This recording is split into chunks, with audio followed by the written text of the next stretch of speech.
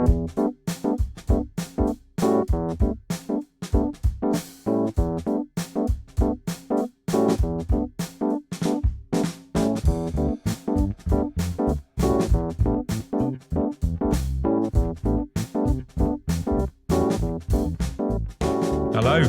welcome to the Mental Stealth podcast with me, Charles Linden, and Samuel Thomas. Hello. hi Sam, how you doing? Hi Charles, I'm good. How are you? Yeah, very good, thank you. Good. This podcast, this is a really interesting one actually, because over the years, obviously I've spoken to so many people about self-help as a as a method of overcoming or at least coping or managing, coping with or managing your anxiety disorder. And I have a long history of an understanding of self-help as a sector of mental health, but also as a self-help author, as I once was, and I suppose to an extent still am. So I thought we'd call this one the anxiety of self-help, because that there's a belief that self-help helps in effect. It doesn't always. There's a massive industry out there that exists to provide commercial product that is designed to, in some way, create relief from what you read, hear, or see. And it isn't always the case. In fact, it's rarely the case. And as an ex-published self-help author myself, I was once published by Hay House, who are based in Southern California.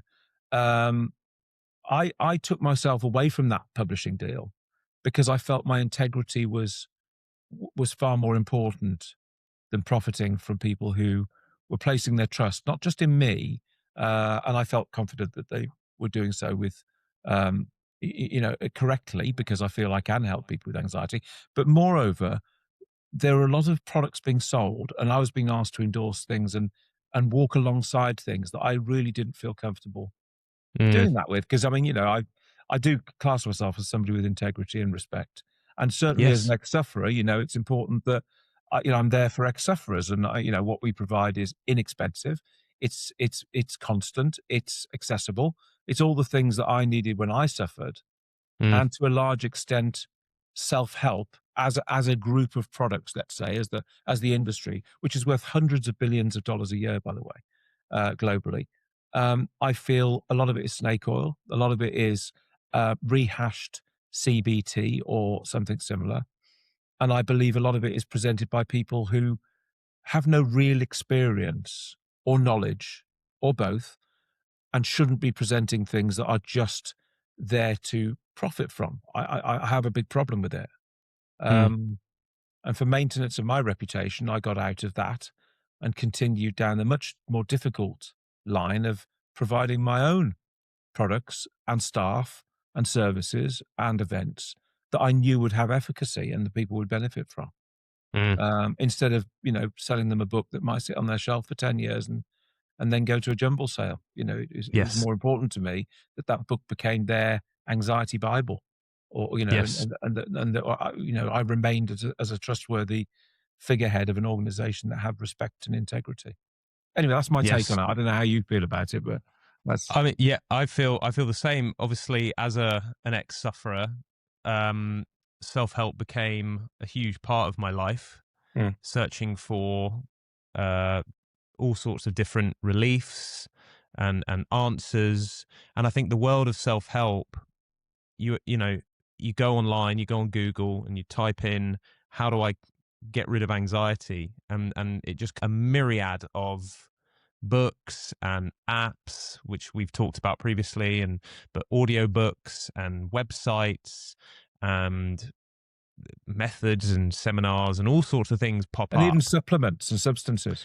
And absolutely. And you kind of have to spend a whole day sort of comparing. And I remember I bought cookbooks, anxiety cookbooks, which I think we spoke a lot about diet in the previous episode and the importance of health and fitness and diet. But I bought anxiety specific diets which, as we debunked in the previous episode as well, diet isn't gonna, yes, it can support you through anxiety recovery, but it's not Yeah. going to cure you. No. I remember coming across loads of different books and things saying that, oh, eat this and you'll be, this will sort you out, or don't eat that because that will cause anxiety.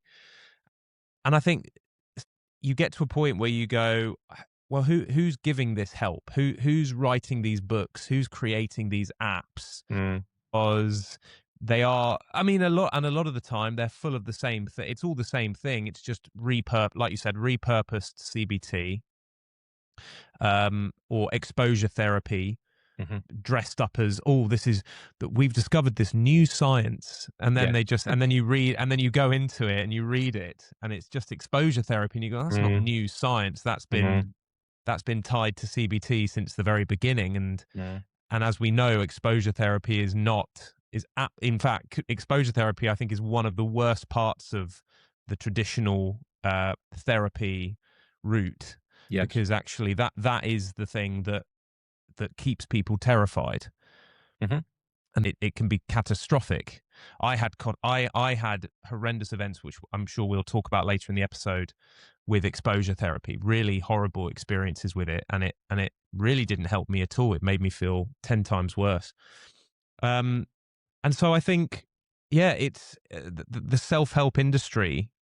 And again, we keep talking about industry, the mental health industry. It's an industry of itself.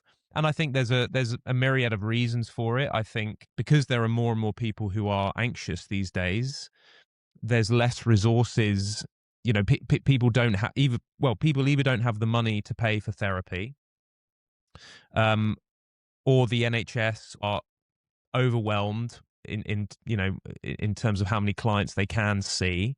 People Yes. are I think people are embarrassed Hmm. about mental health. Hmm. And I think there is still a huge stigma surrounding the subject of mental health, which we have spoken about. The way that people view, whenever you hear the words mental health or mental health illness, people sort of retort and find it quite uncomfortable to talk about. And I think for young kids as well, there's very much a culture of, you don't need to talk about that. I remember people when I was younger and I said I was in therapy. Oh, you're too young to be in therapy. You shouldn't be in therapy at your age, and all of that kind of thing. And so that doesn't help. Um, and so, yeah, I think I think more and more people are turning to these self help methods because they feel they have to.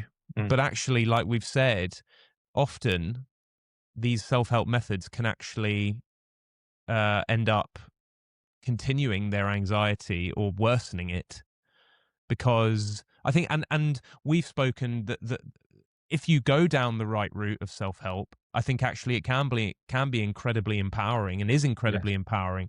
But the Yeah. problem is, all of these self help books and these self help gurus, shall we say, they are leading people down the wrong rabbit hole. Hmm. And so actually people are taking control of their mental health, but they're taking control of it in the wrong way. And that's certainly what I did. I certainly bought into different ways of dealing with it and Yeah. kept doing it and kept doing it.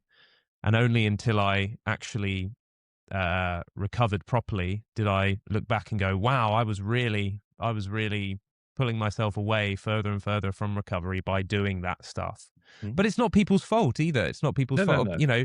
At the end of the day, people are looking for relief. People are looking for something to cure them or help Hmm. them. And they go online and there's all of this stuff, there's books and all sorts. You're gonna read them. You're gonna look into them, aren't you? Yeah, totally. And the thing is, Sam, most actions people take are born of two things: either necessity, some kind of necessity, because Mm, as we all know, necessity is the mother of invention. So if you yeah. have a necessity for something, you go to find a solution. And the other thing, I think the most motivating experience in life is fear, because Mm, fear will motivate you to do almost anything. When mm, you're, really scared, mm, you'll grasp onto anything to feel safer. yeah. And that's part, as you know, that's part of the fear response. The safety seeking mechanism is part of the fear response. It's built into us to seek safety when we perceive threat. So if that threat is an anxiety condition, it's perceived as real. It's fake fear, we said before, And we, like we said before, we called it mind body bullshit, which is it is. So it's not indicative of real threat. It just No. feels like it is. If you walk into a room and there's a tiger in it, you feel fear. If you walk into And a it's room and appropriate. Yeah. feel as if there's a tiger in it, yeah. But if the room's empty but you still feel like there's a tiger in it, it's false fear. It's brain and Yeah. It's body bullshit, inappropriate. which means that Totally. you're in disordered fear response. And the thing is with fear, it motivates people to look for solutions. Now, if you're, even if whether you go to a doctor or whether you go to a psychiatric nurse or a psychologist or a psychiatrist, there is a structured approach, certainly in structured mental health provision. There's a structured approach, mostly based on NICE guidelines in the UK and other guidelines in the rest of the world, that have Mm. been set out by organizations to provide you with, in the UK, it's called the stepped care model. So Right. there's a hierarchy of referral, if you like. So a doctor can, for example, send you to see a psychiatrist, which would be right at the top, and the Yes. psychiatrist would then make a clinical decision how to treat you. Right at the bottom of that, you've got things like books on prescription, so that your doctor can actually say, I will prescribe you this self-help book. And then it goes up through that hierarchy to self-help, then to facilitated self-help, which is self-help with some guidance from a person, or at least from an online program. Then it goes through other interventions, including CBT and counseling and psychotherapeutic practices. But ultimately, they think in their ultimate wisdom that this is better than this. So the bottom of that step care model is the starting point, and this is the pinnacle of the gold standard of Mm. psychiatric and psychological care for anxiety conditions. And it's all set out, I believe, in NICE guidelines CG 113 in the UK. But it's very structured, and it's meant to be structured because it's meant to look official and Yes. somewhat uh, both exciting in that there seems to be some structure to leading to you to recovery, but also daunting because it doesn't really say what it is. So the problem with self-help from the ground up is that there's no central body that controls what's put out there and called self-help. So a publishing house will have a self-help section, and in that section will be everything from fairy whispering to tree hugging to Bach flower remedies to relaxation to meditation, mindfulness, yoga. There'll be everything and its dog in that section, Mm. but all of it has been created mostly 99% by people who don't have any real experience of these conditions, and either have and have benefited from something and thought, I can make a quick buck out of this, I'm going to publish it as a book. Or alternatively, they have been created, and they're online now. It's so easy. You go to ChatGPT and say, write me a book about mindfulness, and in 10 minutes you've got a book. Sling it out onto the internet, sell it to loads of unsuspecting victims, and Mm. you've made a quick buck. And the problem is there's no regulation of that. None. And it's very No. easy to get pulled into that world. Um, for me, as a published author through self-help, Mm. like I said at the start, I have a real problem with this. Because I'm not a self-help author. I'm a researcher who, outside of classic psychological practice, as a true psychologist, somebody who studies psychology and physiology and all of the ologies inside the human body, have discovered the factual truth about the creation of these disorders and reverse engineered a solution. That's very different to self-help. This is a treatment methodology. It's a therapy in effect. And that's where I stand, and we as an organization stand completely outside of the self-help field and Mm. definitely outside of psychological practice, because there is no such thing as clinical psychology as far as I'm concerned, because it doesn't belong in clinical settings. No. It's theory at best. Yes. So I'm troubled by the billion-dollar industry that is self-help, because it's certainly not help. And to think that these things would be self-administered and successful is, in most cases, if not all cases, a complete nonsense. Mm. That's the truth of Yeah. it. Yeah. I remember going It on. troubles I me. remember. Yeah, it troubles me. I remember going on YouTube and even on there, you know, people who are just normal people. Again, we've spoken before how it's interesting with anything to do with your mental health. People almost have this entitlement, regardless of whether they've suffered or not, or regardless of whether they know anything about it or not.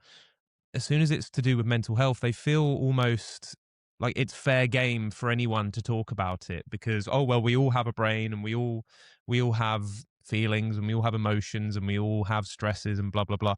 And so everyone suddenly goes, oh well, I can chip in and I can give my suggestion. And I remember going on YouTube and watching a guy saying, guys, if you have anxiety, you need to smile more. You know, go out and Yeah. smile more because if you smile, you're signaling to your brain that you're happy. And as we've talked about, happiness is not the opposite of anxiety. Smiling is a you know, you can be very miserable and smile. You know, smiling doesn't even equal happiness.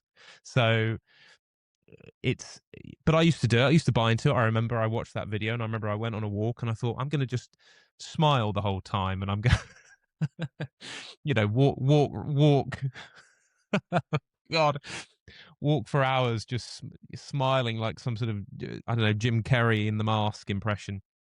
And it didn't do it. Of course it I'm didn't do smiling and anything. laughing because I've been there too. Totally.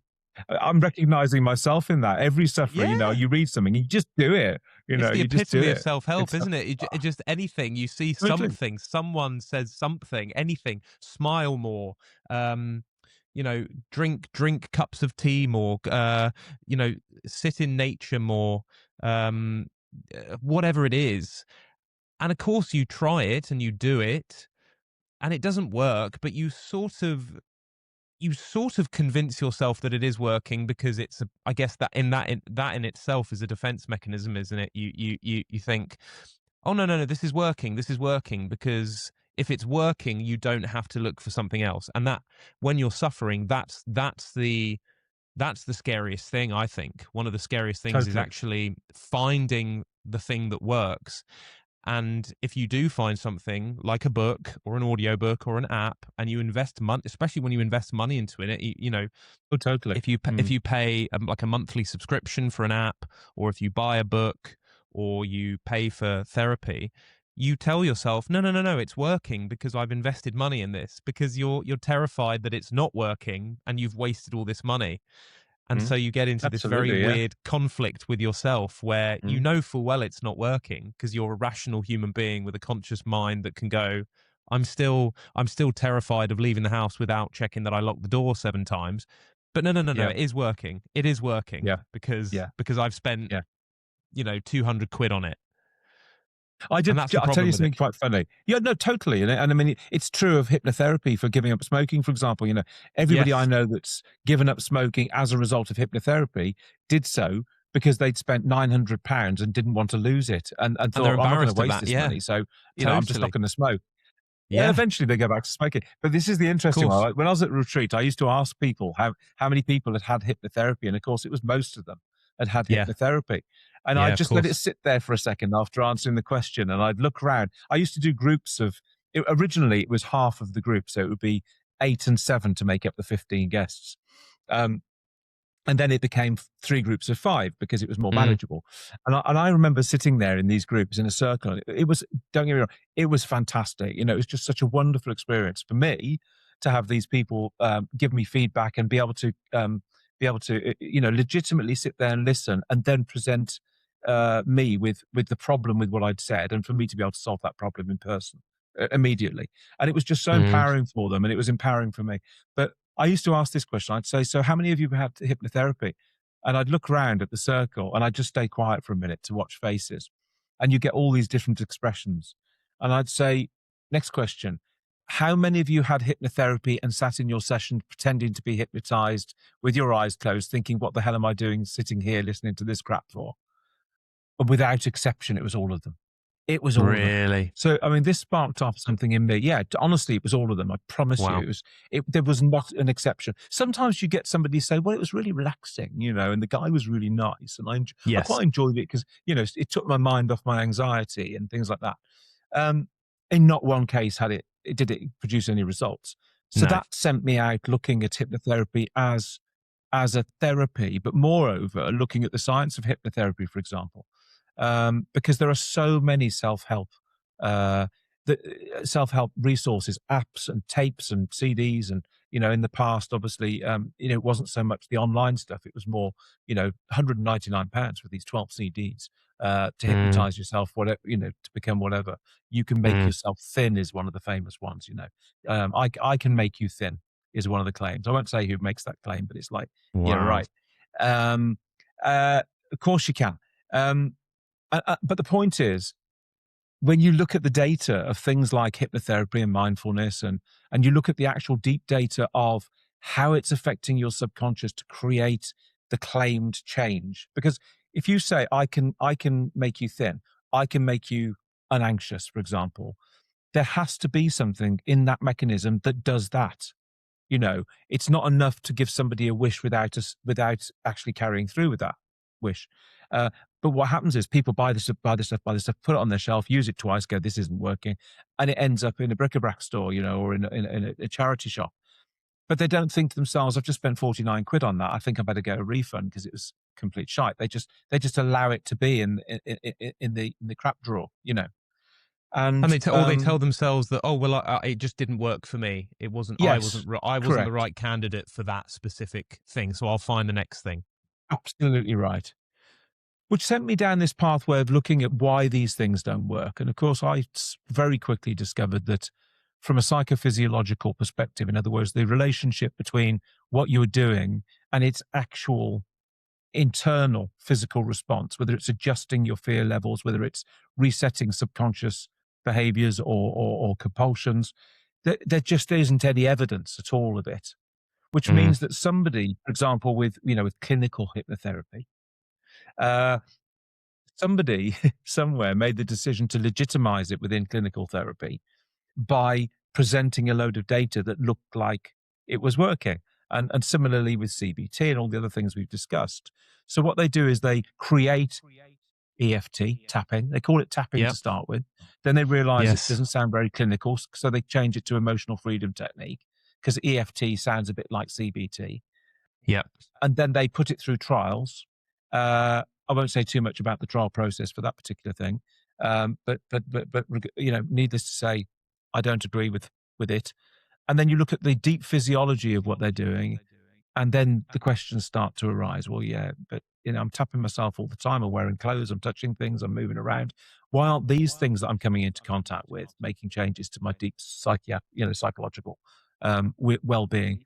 If doing this does, And what's there? Why am I I doing would it say there? for a lot of people that could be incredibly invasive and actually could then spark Yeah. anxiety, At best, especially for people it's with distraction. yeah, or Yeah. particularly with people with neurodivergence. I've worked a lot with Yeah. neurodivergent God, yeah. autism. You get close, you don't, let alone touch them, but you get close to Yeah. them, and they can't deal with that. They struggle with that. So to suggest that then Totally. doing this is going to, it's, Doing this whilst looking in the sky and moving I mean, please, yeah, the thing yeah, is, it sounds like we're dissing the competition. We're not. I've spent decades researching this stuff. And yes, similarly, when they introduced mindfulness to schools, I've had a lot of schools say to me, and I think I mentioned this before, the school was doing great. We had no problem. And then we had this guy come in and teach the children mindfulness. And he comes in every week mm, and does a session before school. But suddenly we've got all these kids with anxiety and they're having panic attacks in the classroom. Yeah, no shit. Why? Because before they were just kids getting on with their lives, thinking normal things, just doing things, mostly yeah, just doing things. This is done is focused young children in on themselves and made yeah, themselves very self-aware. And very with introspective, yeah, self-awareness, yeah, comes the recognition of things that are going on in your mind and body, even if it's just your heart beating. Because listen to your heart, follow the yes, beat, the rhythm of life. Your heart isn't the rhythm of life. Your heart is your heartbeat pumping blood around your body. Why would you want to focus on your heart and listen to your heartbeat? All it's going to do is go, shit, it's still, oh, is it beating still? And then you've got kids that have then developed anxiety about their heart because they've suddenly realized this circulates blood and keeps them alive. And so they're going, well, I hope mine doesn't stop. What if it stops? Oh my God, what if it stops? Then I die. What if I die? Blah, blah, blah, blah, blah, Yeah. blah, blah. Oh, my heart It's, fluttered, it's, or I it's had a palpitation. internalizing. What does that mean? Yeah. Yeah.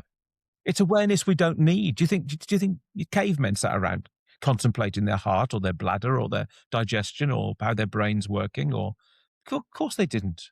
And actually, then you think It's to yourself the horrific. amount It of, really is. and yeah, and the amount of times kids are then, let's say you do that, and then you say to a kid, right, you've now got to sit in an examination hall for 2 hours and do an exam, and they've been Yeah. forced to really think about, really think about your inner self. They're just going to sit there for 2 hours thinking, right, what's my heart doing, and why is Been my there. heart beating faster? And it's like, well, of course it is, because you're in an exam, you're nervous, and you want to get things right. Yeah. Yeah. There's nothing wrong with you, Yeah. but you now, because you've been asked to do this whole process, you Yeah. think that, oh And God, I'm there's no having heart intervention in it. palpitations, and In an exam room, there's no intervention. They can't ask no, us, or no, anybody else. They have completely. to sit there silently It's listening to the heart, silence. distracted by their heart. Yeah, totally. Absolutely, It's absolutely. it's Yeah. it's it, yeah. When you actually undress it, you think, are these well? I had an ex head teacher who unfortunately had to leave head teaching. He was only his late 40s, early 50s, because his wife was very, very poorly. I'll leave it at that. Right. Okay. And because he couldn't work anymore, he had to find an alternative source of income. So he found Yeah. me, came to me and discussed this with me. And I said, well, look, let's work together. Let's get this into school. Yeah, yeah, yeah, yeah, yeah. Anyway, his mind ticked over and eventually he thought, actually, I can go this alone. So he did a course in mindfulness and then went back to his school and became their mindfulness guy. And then he went to multiple schools. And I was contacted by this school saying, this bloke, apparently you know him. Yeah, yeah, I do know him. Yeah. Well, he's been to the school, blah, blah, and we've got this problem with the kids. And I said, well, yeah. So I God. phoned this guy up and I said, hey, listen, what you're doing, fantastic that you've got this great intention. But I've had a couple of phone calls and the schools are a little bit upset because they've suddenly had an increase in anxiety and phobias in the children. And Hmm. he said, yeah, yeah, yeah, I heard about that. And I said, well, you do realize that mindfulness will cause this. This is the problem. It'll at least perpetuate what's there, but can actually activate anxiety in children and adults. And he said, yes. And he said, we had this conversation. And I said, I know. I did. When you said to me what you were thinking of doing, I said, please, don't do it. And this is the Think reason very why. But you carefully. could, Yeah. Yeah. yeah. And he said, well, yeah, but he said, I thought about it. It was the only way I could make money. And I went, so making people feel that way, children feel that way, is the only way you can make money? Well, and he got all flustered, you see, and put the phone down on me. That was the last I heard from him. And he continues to do it to this day. I I mean, mean, it's just that's what I'm talking about, morally, it's morally reprehensible, isn't it? You can't. corrupt, That's just complete corruption, and God, horrendous. children. You can't That's stop these awful. people though, Sam. That's the thing. You can't stop these people. They are Mm, relentless. mm. Because they want and need the money and because they feel that they feel they're protected by whatever that practice model is. So mindfulness will protect me because everybody does mindfulness. There are apps and there are people in clinical settings doing it. So there's a protection. I can always turn to that and say, well, look, they're doing it, so it must be right, even though I Mm, know it's wrong. mm. There's always a protection mechanism, and in psychology, it's professional privilege and obviously, people that have insurances against anything that could harm them. So there's always a protection mechanism to legitimize their nonsense, and Yes, of course. that again troubles me. Yeah, of course. And I think the more it's difficult, isn't it? Because the more that people come round to the realization that these self-help techniques don't work, the more and more th- you start to just give up hope completely. And that's where I found myself. I was ping-ponging from one self-help book to the next, or one piece of advice to the next, and none of it was working. Mm, And you do mm, get to a point where you burn out and you think there's no possible explanation, or there's no actual relief from this, and then you start to actually buy into the the symptoms happening in your body, and you tell yourself, well, maybe there is something wrong with me, and maybe I have been looking in the wrong place. Because if because you will read reviews of these various books and things, and guaranteed half of those reviews are paid for or self-written. Yeah.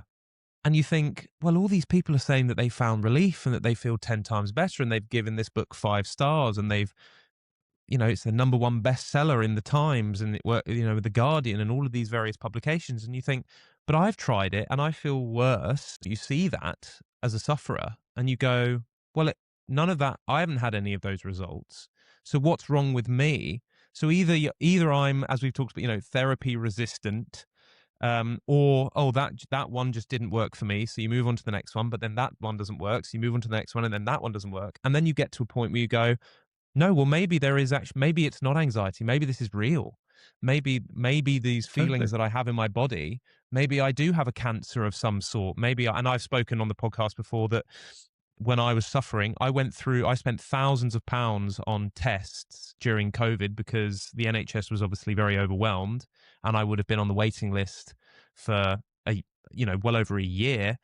And genuinely, I used to think, well, I can't wait that long because I could be dead by then Mm. because I've got this problem in my stomach. And what if it's bowel cancer? And what if it's this? And what if Yeah. it's that? Yeah. And Yeah. so Yeah. Yeah. you spend all this money on these private tests, and weirdly, even though you still know that I'm not feeling these things all the time.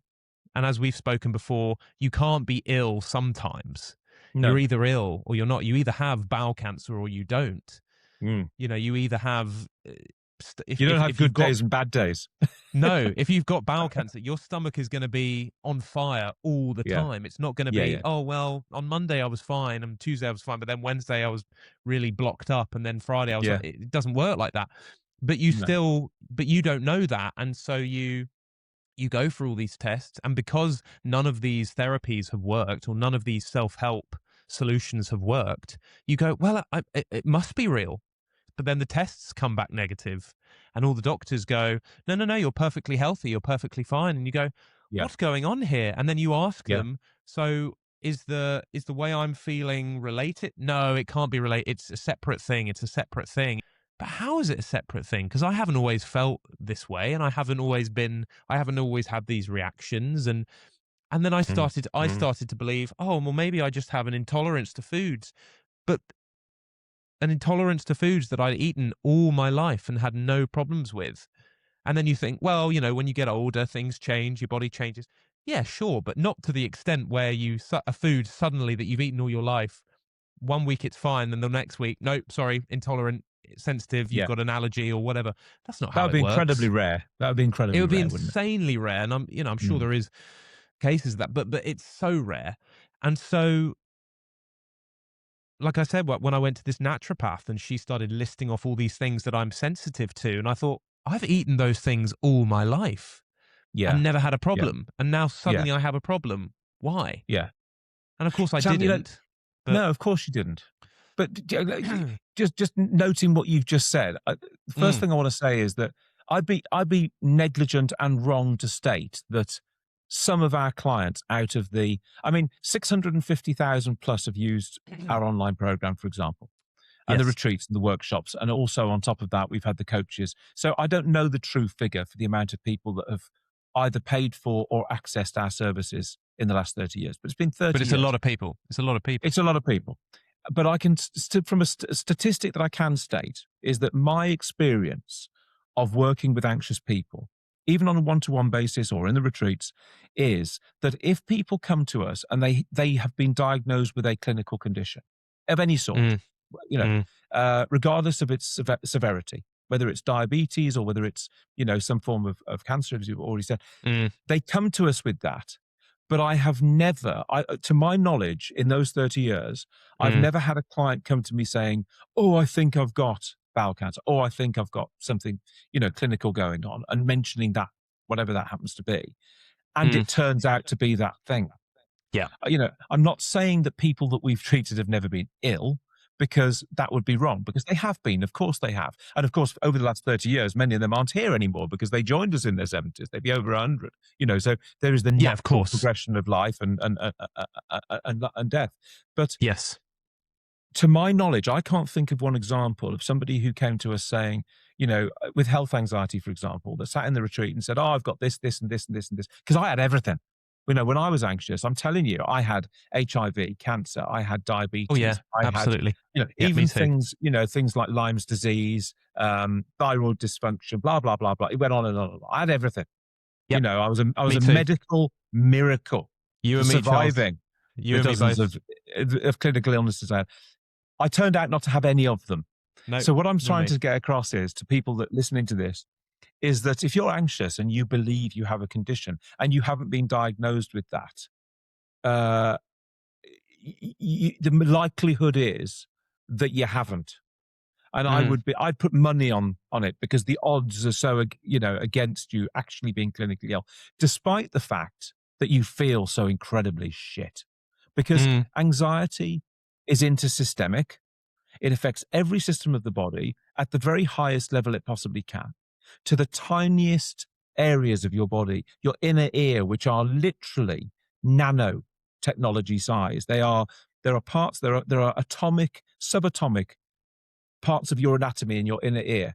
They're so tiny and sensitive. From that right the way through to your big organs, to your skin, everything is affected. So you're going to feel ill without mm, exception to some mm, extent or another. That mm. doesn't mean to say you are ill, because feeling ill isn't the same as being ill.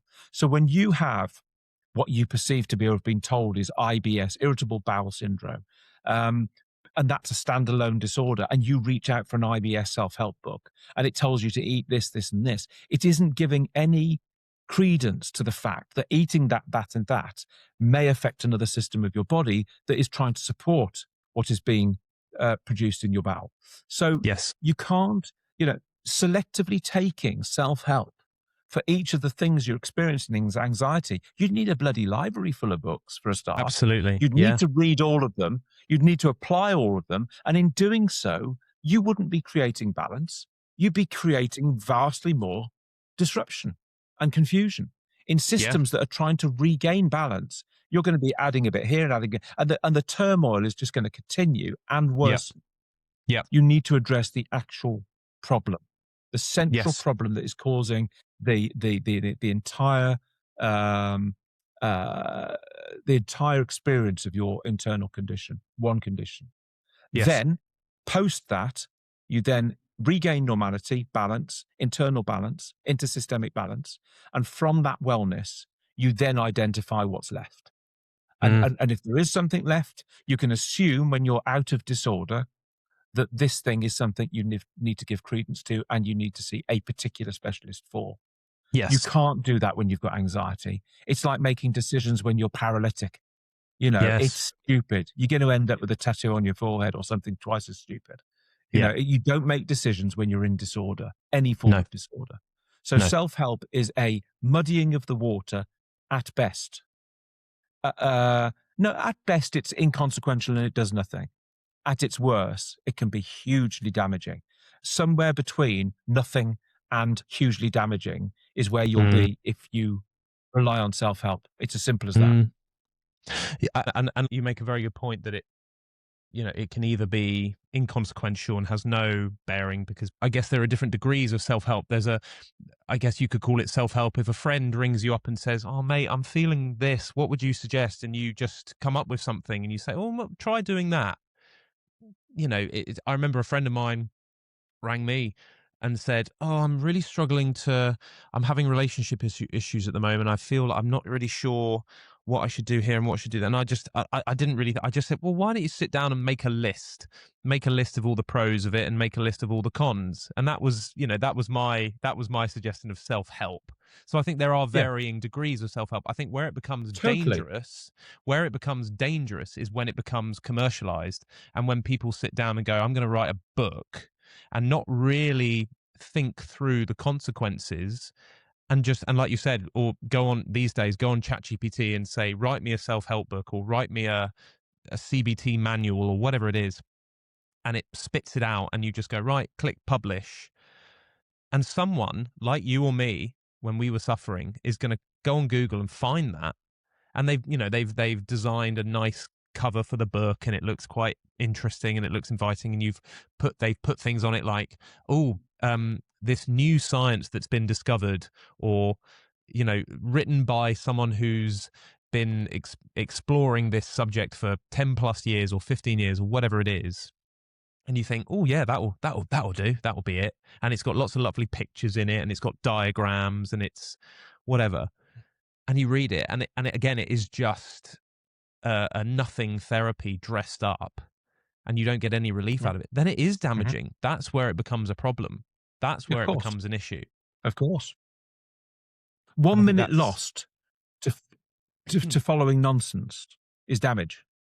£1 lost to something that's nonsense is theft. You know, the most precious commodity in our world is time, you know, to any mm, human. Ask a yes, dying person, absolutely. and you'll get the Yeah, truth. yeah, Um, I would give possibly not everything I own because that would make me destitute and obviously wouldn't be able to look after my family, but I would give a lot to have one more conversation with my grandparents. You know, yes, just to have of 1 course. hour with each of them. I'd pay for that, and I'd pay well, you know, um, but I can't buy it. And when you start to consider what a second is valued at, right?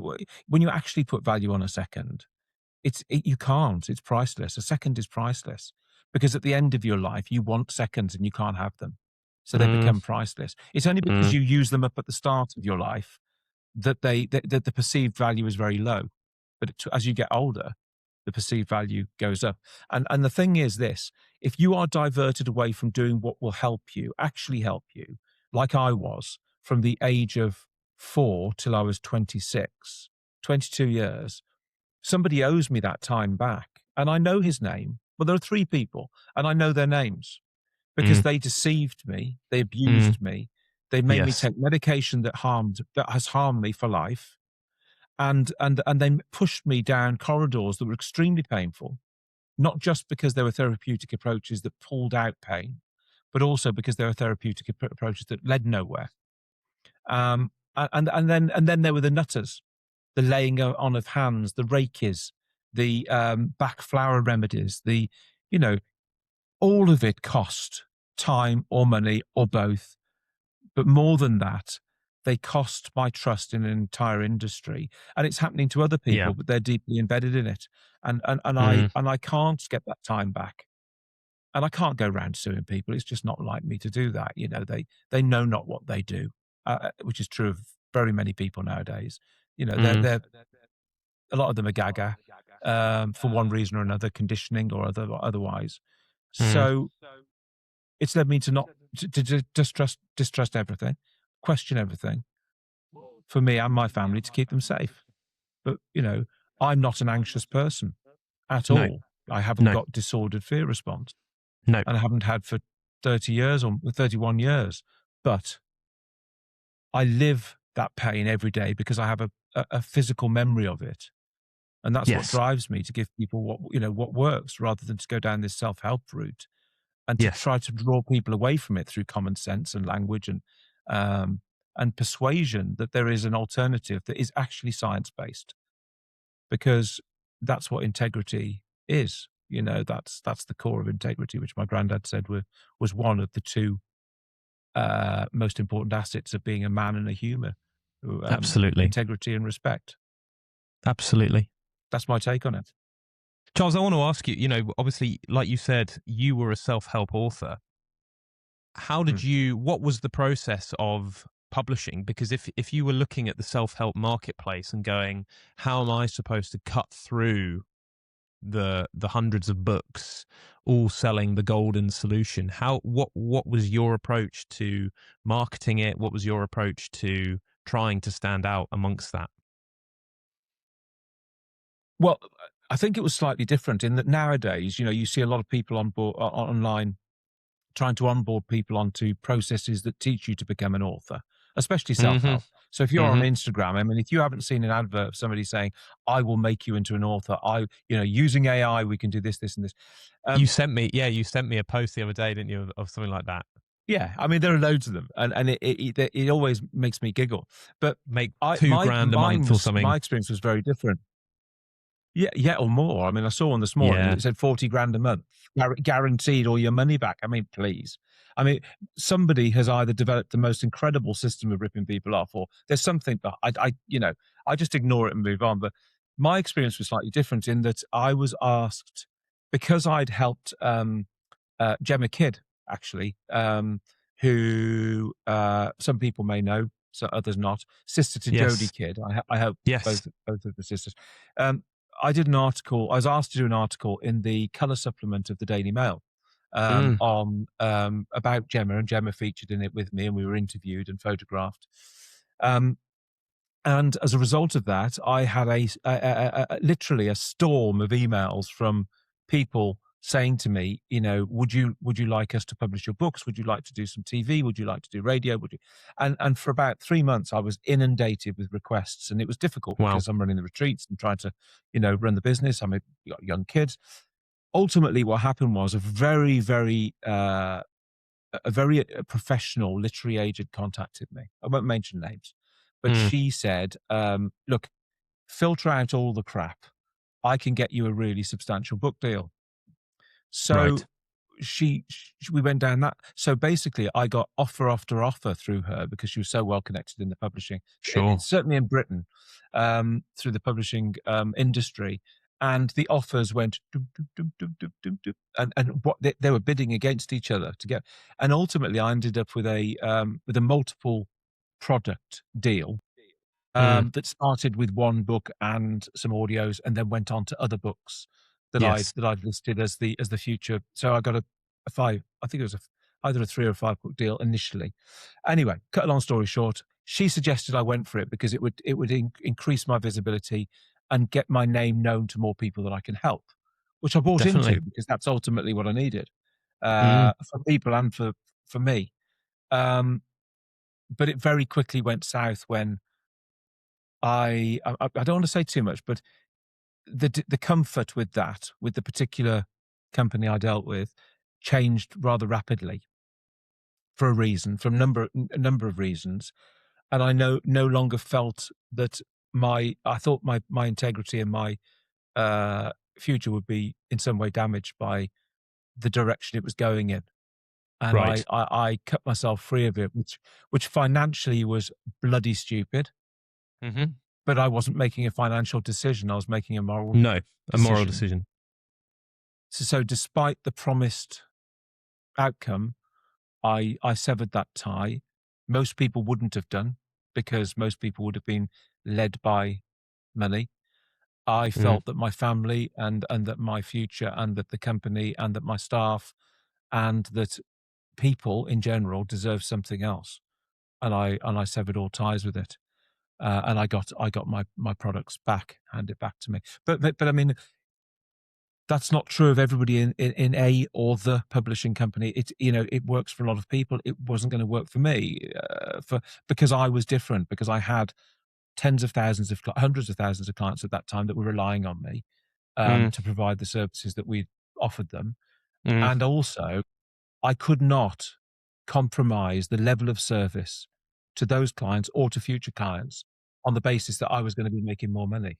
I couldn't do it. Yes, of course. So my experience in publishing was very different, but that experience wasn't what changed my mind about this whole self-publishing industry.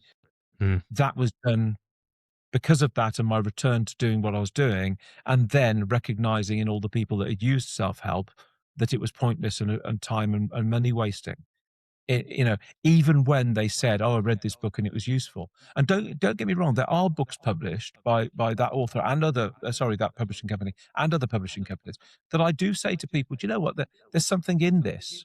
Yes. But it's rarely to do with a clinical condition. It's more to do with empowerment or specific coaching advice about how to get through financial worries or how to get through loss or grief.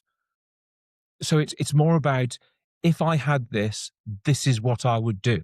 Here's the process that leads you to here, which is an improvement. Mm. Those books I think have value, but 99% of the books out there in self-help and the other resources available through self-help aren't that. And again, that troubles me. That really Yes. troubles me. Sorry, that seemed a long answer, but I just, No, it's that was my interesting. experience of it. No, I was interested because obviously you if you are trying to, at the end of the day, you've almost, it's a thing of you kind of half have to play the game if you want to be anywhere in the marketplace, Mm. don't you? And it's hard to walk that line of playing the game, but like you said, holding on to that moral integrity and not Yeah. choosing financial gain over moral integrity. Um, Yes. and I think that's one of the biggest issues, And is that being people don't different as choose well, the Sam. moral integrity. Yes. You know, that's the problem. We are different. We're not the same. And although people will look in that market for something like what we provide doesn't belong in that market, if that makes sense, because we do actually have the only scientifically verifiable way of removing fear disorder and stress and fear disorders at their source biologically, because there's only one solution. That's not my solution. It's the solution that the body and mind gave us through evolution. So if there's only, it's like, how do I get fit? Well, you run more and lift more weights. There's this process. You can't take a pill to get fit or meditate yourself fit or think yourself fit. You have to No. move your body. That's the Mm, rule. So mm, in the same way as the only way to get rid of disordered fear, there's one rule, one system, one process. And if you're not teaching that, it ain't going to work. So we mm. are very different in that we're the only organization that do provide that process. And I recognize that. But I was, like you said, I was trying to fit into, I was a round peg fitted, trying to get into a square hole. And Yes. it was never going to work. But I suppose at the start you think you can make it work. Because you'll do anything to get yourself out there, won't you? You'll do anything to, because if you're out Totally. there, you're connecting with people, and Visibility. visibility, and a sense of what's the word? Reliability. People look Yes. to that and go, well, he's published, so he must be Yeah. reliable, Yeah. and he's got, and reputation, Incredible. and credibility is the word I was looking for. Yeah, it's, he's credible, so therefore we're going to buy into it. But then, as we've discussed, then you start to really look into the self-help book industry, and actually half of the authors publishing don't have any credibility, and Yeah. they are just publishing nonsense, and people are unaware of that. But Sam, it's like we had a discussion yesterday, didn't we, privately, that, we had some comments put on a post Oh where yes, on the I'd, old you know, TikTok. look, the truth of it is, uh, we've done many trials with many organizations. Mm, And the one particular trial was with the National Health Service in England. And it was done officially through a particular primary care trust. It was set up by the primary care trust. It was all done and coordinated through emails that I have. It was there, letterheaded agreements, which I have. We went to a number of meetings with my staff. mm, Our psychologist at the time was there. A number of our team members were there. It was all agreed. It was all the way that it was going to be, the testing or trialing was going to be done was agreed. We got a psychologist to run the trial. We got data and official data analyzers, if that's what they're called, or analysts to crunch the data using official data crunching machinery at a very credible university. And the outcome came, and we presented it to the team, and they were blown away. And then the psychologists came along and the psychiatrists and said, "Oh, no, no, no, no, no, no, no, no. Hold on a minute. This can't be right, because this is going to destroy our practice models. It's going to put people out of work. It's going to be enormously critical of what has been provided to date. Because, if this works as well as it does, what the hell are we going to do for clients?" It was that kind of attitude, and that's what we were told. And that was it, done. But of course, I've got all the data, I've got all the facts, I've got, what I'm saying is true. But when we post it, as you've experienced yourself now, they go bullshit. yeah. Members of the public come, bullshit. This is bullshit. And you go, okay, so have you spoken to the NHS? Have you spoken to that team? Have you spoken to the people responsible? Have you looked at the data? Have you seen all of the evidence, if you want to call it that, and made this analysis based on fact? Or is it just, it doesn't fit how you want to think or what you think or what you do? And we've seen Mm, this so often just recently, mm, certainly, to do with COVID and the vaccines. And there are so many people that just come along and go, ah, shit, bullshit. No, I've got no evidence for it, but it just is because I want it to be, you know? And this is the world we live in now. And Yes. unfortunately, it's extremely influential because somebody will read that and go, "Oh, that Charles Lyndon's a freaking, rip-off artist. That bloke said so. Mm, Oh, who's that bloke? Oh, he's the one follower chap on Instagram that lives on his own in a caravan in Bognor Regis. He must yeah. know his stuff. Yeah, So yeah, he's got therefore, it all figured out. I'm not gonna get any help from Sam or Charles or the team. Yes. Yeah. Yeah. Because Bob in Bognor has said that it's bullshit. Bogner Bob. We love you, Bogner Yeah, Bob. Bognor Bob in his caravan. Um, But do yeah. you get my point? No, I And absolutely get your point. that's about the Absolutely get size your of it. point. And then sometimes it is somebody with an element or some kind of recognition as a specialist or a psychologist. Sometimes it can be somebody that seems to be quite credible. But the problem is you have to look at their motives. A doctor of psychology, a professor of psychology once said, I agree with the Linden method. However, I would recommend it if it was £1, but he doesn't charge £1. That's what he said. So, in other words, it wasn't that he disagreed with what we do or that there was something faulty about what we were offering. It's the fact that I didn't give it to people that he had a problem with. But he made it look like, don't use this, it doesn't work. But having said that, if it was £1, I'd say I'd recommend it. Right? I mean, and this is a bloke that had written a book that's £157 for a paperback. Yeah. So There you go. you just look at it. Yeah. So the motives are very, very definite, but they're not Mm, apparent to people looking mm. for help. And this is again is troubling. Just because a Well, book has got 10,000 5-star reviews on yes. tapping doesn't make it credible. It means Yes. that somebody's probably paid for 10,000 reviews, There you go. or or somebody's said, well, he seems like a nice man, so I'll give him a 5-star. Mm. It's a very fickle And I think the process. whole idea, the whole argument that's always been put, because I remember quite a long time ago there was a trend going round on social media. This was some years Mm, ago, and it was hashtag post my pill. right. Did you ever see that? And it was basically pictures of Honestly, no, I people. didn't, but You didn't, right? I I'll can tell you what imagine. it is. So yeah, and it's exactly what you can imagine. It was people, anxiety sufferers, and I think it was probably tied in with Mental Health Awareness Week, which I swear is every single week now. Every time I go online, it's Mental Yeah. Health Awareness Week, and I thought it was Mm, Mental Health Awareness Week last week and the week before that. Um, but yeah, this trend of hashtag post my pill, and it was pictures, selfies of people suffering with anxiety, standing, facing the camera, holding their box of sertraline or Xanax, whatever their chosen pill was. And it was kind of hashtag post my pill. I'm proud to say that I take medication and all of this kind of thing. But obviously the people posting that, they have a good, sufferers have a good intention.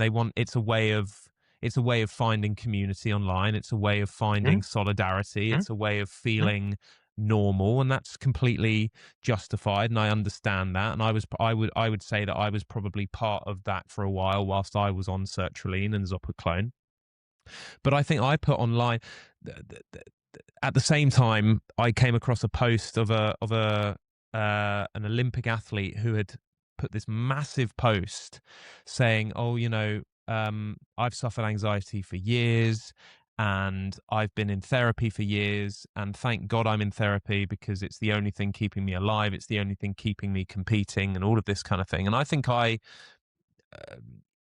my high horse at the time, put a sort of a counter post on Instagram and did this big thing about, well, this isn't going to help, and this. And I got this guy online who responded to me. And it was clearly someone who was anxious themselves because I think they felt attacked that I was threatening what they've been doing for so many years to keep themselves not, to manage their symptoms. Yes. And he was, oh, are you part of you must be part of a cult, and how can you say that you're cured of anxiety? How do you know that it will never come back? And and then he started throwing all sort of, is it this method, is it this method, is it this method, is it this, is it this, is it this, how does this work? And you're sitting there and you're suddenly going, I can see I can see the anxiety through your messaging. You know, you're all of a sudden you're Mm. searching and you're doing risk assessments by talking to me. And I think again, this is the problem with the self-help industry is that people, because people don't know where to turn, people don't know where to look, they rely on a system that comes along and says, we are the golden standard. We are the thing that's going to help Yes. you. We're the thing that's going to save you. Mhm. And the problem is that they rely so heavily on it that when someone does come along and say, well, this is the way to do it and this is what's going to work, that becomes a threat in itself. And that Yes. becomes that, and then that suddenly becomes the what if. And then that becomes Yes. the OCD, the obsession of fighting Yes. back, you know, that you feel Mhm. compelled to fight back. And like I said earlier, you know, you start to almost defend the indefensible because it's the Mm. only way that you can feel safe about what Mhm. you're doing, even though you Mhm. know deep down it's not working. You Mhm. know, I'm still anxious and I'm Mhm. still having to go to therapy. I say to people when people say, well, therapy, I've been going to therapy for years and it's working. And I say, but do you not see the irony in the fact that Mm. you're telling me you're still going to therapy for years and Mm, you're yeah. taking medication and you've been spending however much money? That doesn't sound like working to me. If I No. broke my leg and I had to keep going back to hospital week on week to Mhm. get it recast and to get it reset, I would have a real problem with that. But all of a Absolutely. sudden, but because it's mental health related, we think because we've been told that no, no, no, it's a week on week process and it's an ongoing process and you'll never be cured and you'll have to be on medication and all of this sort of thing.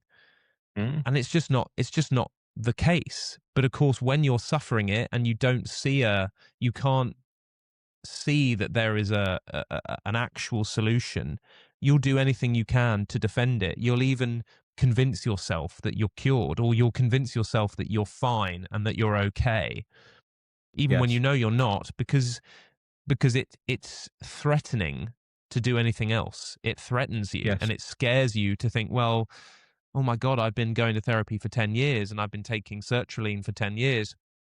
Are you gonna are you telling me that was all unnecessary? And not only was it unnecessary, but it was actually detrimental and making Mm. me worse. Mm. And that's far more terrifying than just going, "Oh, okay. Okay, it doesn't work. Okay, well I'll do what I need to do." Mm. Oh, no, totally. I mean, can you imagine how many people I've sat in front of that, that I'm sat there thinking, you just need to start this now. Just do it now. And by next week, you're going to feel different. And they go, I'm going to think about it, and I've always said at the beginning of the retreats to people, I'm not here to convince you of anything because you're here already. Yes. You've paid your dues, you're sat in front of me. My only Yes. job now, if there's a sales job to be done, is to sell you relief, solution, and And guide you recovery. through it. And they Yeah. go, "What do you mean?" I said, "Yeah." I said, what I've got to do now is convince you to do what I tell you to do because it's the easiest route to recovery. Mm, Um, because convincing you of something else or letting you try other things is opening the wrong door and going down the wrong corridor. If you mm, if you said to somebody, for example, I'm just trying to think on my feet here. If you're at the foot of a mountain in Snowdonia, and somebody came up to you and said, I understand that there's a village the other side of this mountain. Which is the shortest route? Do I go left or right round the mountain?" And you go, "Well, the thing is this, I don't know how far it is when you go right, but I do know it's downhill. Um, but this way is 2 miles and will take you an hour." mm, The assessment done then is, okay, which is the route of least resistance? Downhill sounds good to me. Even if it's further, it's going to be easier because it's downhill. Which way shall I take? And they will, humans by nature, because we're inherently lazy and want to find solutions to everything. mm, The invention of the wheel wasn't a mistake. It was done through necessity not to have to walk anywhere, mm, or carry something anywhere, Um, so they'll always take, most of the time, people take the path of least resistance. Critical thinkers will go, "Hold on a minute. Let's sit down for 10 minutes and think this through. Yes, that's downhill, but we don't know how far it is. This one isn't downhill, but we know it's only a 50-minute walk. We know that to be fact because this person has walked it and they've just told me.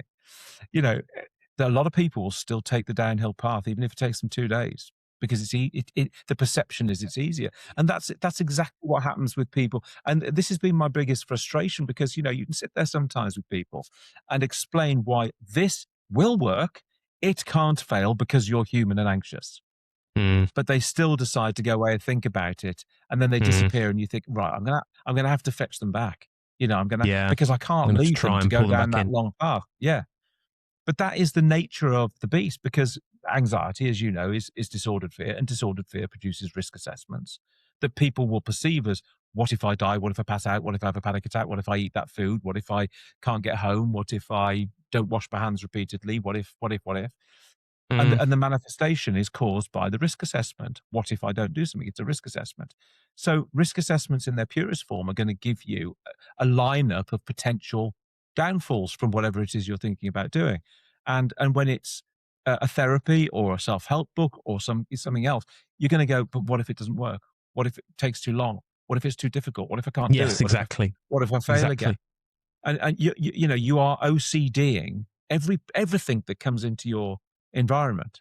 So Yes, you are. You are. it's not difficult to see that you're OCDing a potential solution. So when we come along and say this is the solution because science says so, this says so, trials say so, 30 years of practice say so, and it has this amount of efficacy if you do it.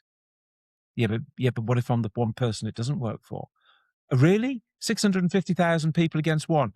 Don't think it's going to fail for you. The stats don't line up, but what if it does? Well, yeah, but you can what if anything. And it just That's goes where I round in was at. circles. That's where I was Yeah, at, Chaz. I'll be honest with you. totally. Of I risk assessed the living shit out of this method before I actually did it. course you did. I But remember it. I remember when my mold. I think, and I'll ask him if he can remember. But I think my brilliant coach and our friend Ben, he um I had to reschedule our initial consultation phone, let alone a session, but our initial consultation phone call because I was so petrified of that phone call. And I remember it. I absolutely remember it. And because you were I scared of remember failure. I was just scared of him telling me that I think I was probably I was scared of him telling me that what I had been doing up until that point was wrong. I was scared of judgment. Honestly, I was scared of getting on the phone with him and him saying to me, "Why have you been doing that? That was stupid. You should have done this." Mm. I was scared of that. And I knew, Which you and wouldn't do. of course he was never going to, Ben is the Mm. loveliest man in the world. He was never ever going to do that. Yes. But of course, when you're irrational, you're irrational. So you're irrational. So you believe that everything else is against you. You believe that you're being attacked. You believe that you're Yes. going to be judged. You believe that you're weird. You think no one else is feeling this when actually, as we've discovered, millions of people are going through this Mm. and worse. Mm.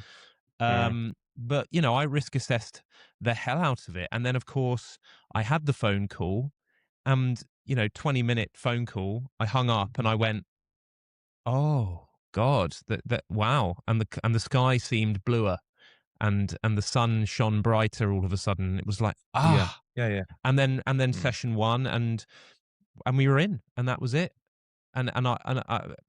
Absolutely right. And there you And this go. process And should be the first line process that everybody's presented with when they go to mm, anybody with an anxiety condition, no matter mm, what age. This process should be the first line of defense.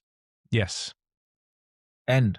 Because it is totally, the science. It is the science. totally, totally. It's my biggest frustration, Sam. It always has been. I've been 30 years now. And Mm, sometimes I feel like I could tear my hair out, and if I had hair, I would have done.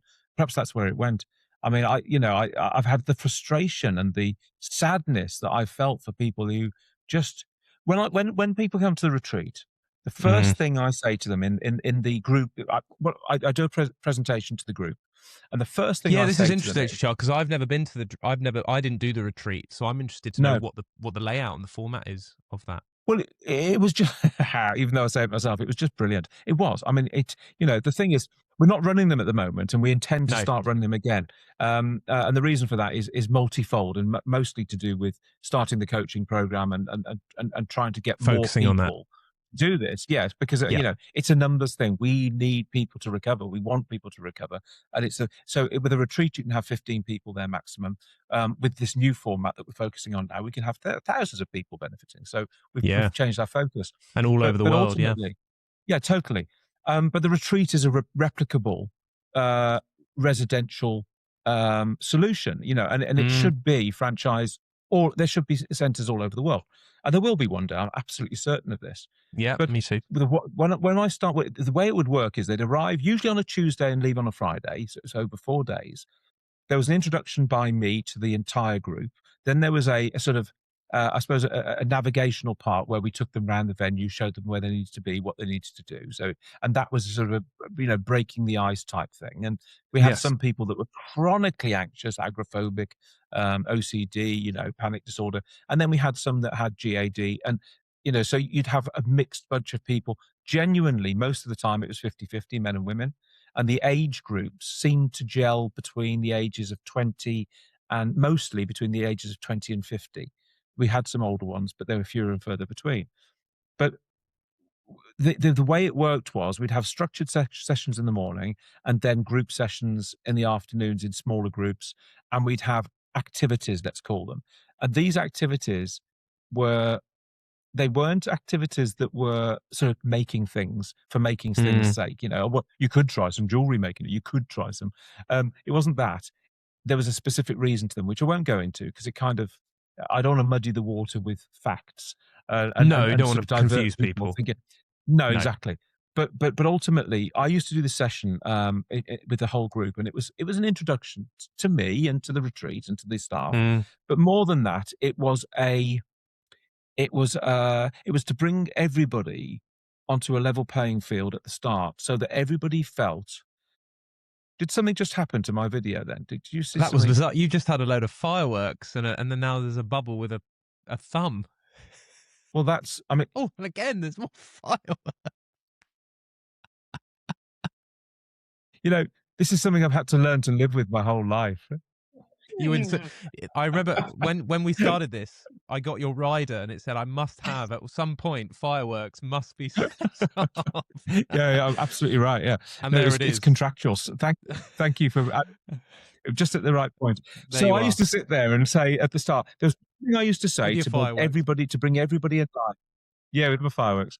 I used to hold sparklers at the retreat. That was quite effective. Absolutely. The um, the thing I used to say, suspend your disbelief, and they go, Yes. you know. I said, does everybody understand that? And some of them would say, no, I don't. I say, pretend you're wearing a heavy raincoat, yeah, and you don't need it. You take it off and you hang it at the door. Mm. Now pretend that raincoat is your skepticism. What I'm asking you to do is not believe in me, but just give me the opportunity for you to say, I am going to, at this point in time, move forward despite my disbelief, which I'm leaving here. I'm just going to hang up my disbelief and I'm going to move forward with the process because by moving forward with the process, the belief comes. Because at Yes. some point during that process, you're going to go, oh my God. And some of them would sit there and go, yeah, but what if it doesn't happen? What if? Don't risk assess this. There you Just go. have some just suspend your disbelief. I'm not asking you to believe, I'm asking you to suspend your disbelief. And without exception at the end of these, I say without exception, probably over the years, the 14 years we've been running retreats, 15 years, there might have been one or two people who, for whatever reason, didn't respond as we'd wished them to. Normally because they're smoking too much weed. We had one guy that was doing something else. Alcohol can be an inhibitor, but except those couple of three people over that time, everybody got that point where they went, "Oh my And the penny life!" dropped. Yep. The penny just dropped, and you see it in their faces. And Mm. sometimes it's so overwhelming that they have to go out and have a cry, genuinely. And I mean, that's hundreds of people at the retreats have gone, "Oh my life," and just burst into tears I had that because moment, when you Charles. get there, yeah, I had that moment. Sat brilliant. at dinner with my folks. As I've spoken about, I had such a huge food fear, and I remember I'd recovered, and well, I was well down the line towards recovery, and I said to my folks, let's go out for dinner somewhere. Let's just go to a restaurant. I don't care which Mm. restaurant it is. Let's just go. And I went and I sat in a restaurant and didn't think about the calories in it. Didn't think about, oh, what are the ingredients, and didn't give a shit. And I remember sitting there eating this food, and it's almost like I almost caught myself, and I went, I haven't felt like this in years. And I said to my folks, I think you've got your son back. I think I said something, Yeah. cheesy as that, but it was, but that kind of Heartfelt. sentiment, Mm. heartfelt, and it was genuine. It sounds cringy and cheesy, but it was genuine because they hadn't had me, and actually, No. it'd be quite interesting to maybe get them on the podcast, and I'd love to, maybe see Yeah. what, because we haven't done that, have we? Haven't spoken to someone Yeah, do it. who has seen someone suffer, a family member. So that might be quite interesting. But they hadn't had their son. They'd had a version of me that was so irrational and so locked in fear and worry and inappropriate and inappropriate fear and inappropriate worry. And so I think for them as well, it was a real moment of, oh, thank God we've got our son back. We've got the person that we know back. And not only have we got him back, we've got a better version because he's enriched himself and he's, um, so I can completely My attest to moment was on a that plane. hallelujah moment. Oh, really? Yeah. Yeah, it was on a plane. Yeah. Because, I mean, I'd been a housebound agoraphobic. I was massively overweight. I had panic disorder, emetophobia, fear of vomiting. I had, Mm, um, health anxiety was off the scale. The yep. agoraphobia was the worst thing. And I went from being Right. that to not that. And then Beth, unbeknown to me, booked a holiday with my parents in, I'm going to say Tenerife. I think it was Tenerife. Right. Or it could have been Mallorca or somewhere like that. And she came and told me, and I went, oh, shit. And she said, "What?" I said, "Well, I haven't been on a plane for 7 years. I know that I'm better, but, thinking at the time I was better rather than just a recovered disorder sufferer. Yeah. I said, "I'm better, but am I Am gonna I be going all to right? make Am I it? gonna be able to get Yeah. there?" And I can Sure. remember, like you just said, it's not that you recover, you forget to be anxious. You Yes. forget you forget not to eat the food, you forget not to get on the plane, you forget not to drive down the road. Because you don't risk assess it, so you just do it, and then you go, "Shit, I'm in a shop. Shit, I'm on a plane." And Yeah. it's I'm this doing it. realization, "My God, I didn't even think about it. I Yeah. hadn't risk assessed it." That's it.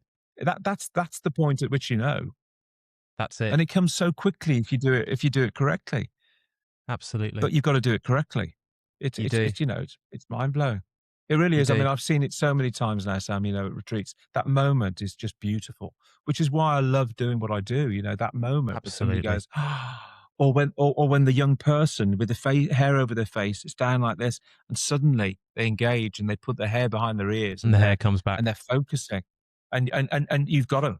And at that Yep. point, this is the start of the end for that person. Yes. And Yes. and and, and I've done that many, many, and it's a beautiful thing. But you ask therapists or psychotherapists, psychologists, psychiatrists, what how many people have you cured? Oh, you can't cure it. Well, I'm sorry, but you know, you can. It's a frustration. But we started talking about the self-help industry and have ended here. The difference between self-help and recovery is a chasm. It's a canyon of difference.